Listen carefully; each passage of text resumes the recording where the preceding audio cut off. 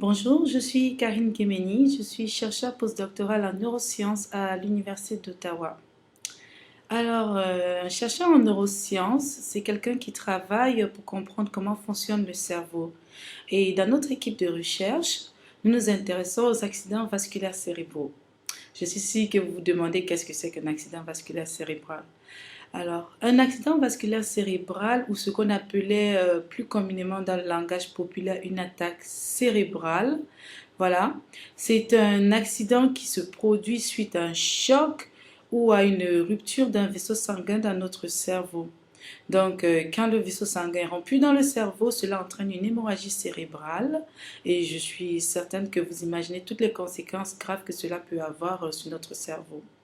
Mais la forme d'accident qui correspond à l'hémorragie cérébrale n'est pas la forme la plus fréquente.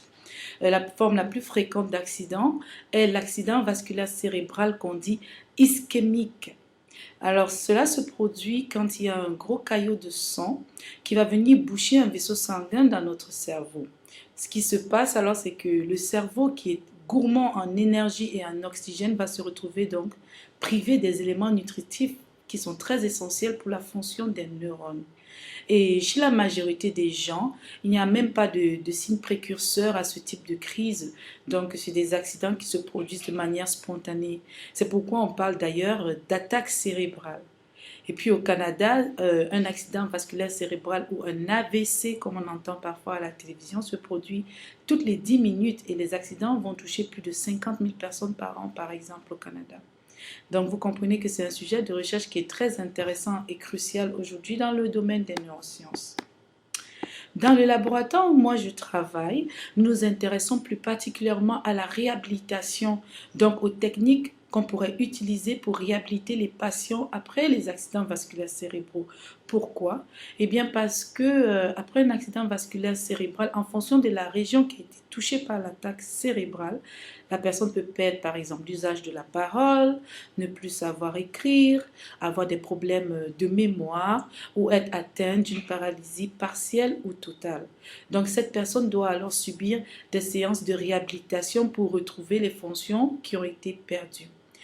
Dans notre laboratoire, nous nous demandons comment on peut restaurer ces fonctions en testant par exemple des traitements qui vont aider le cerveau à générer de nouveaux neurones ou encore aider le cerveau à s'adapter à son nouvel environnement en créant de nouvelles connexions neuronales entre les neurones qui n'ont pas été détruits lors de l'accident.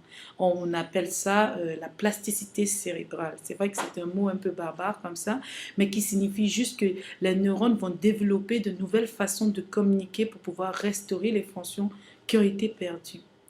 Une autre chose qu'on fait aussi dans notre laboratoire de recherche, c'est que on développe de nouveaux protocoles, par exemple d'exercice ou de thérapie physique ou motrice au niveau expérimental en utilisant des modèles animaux.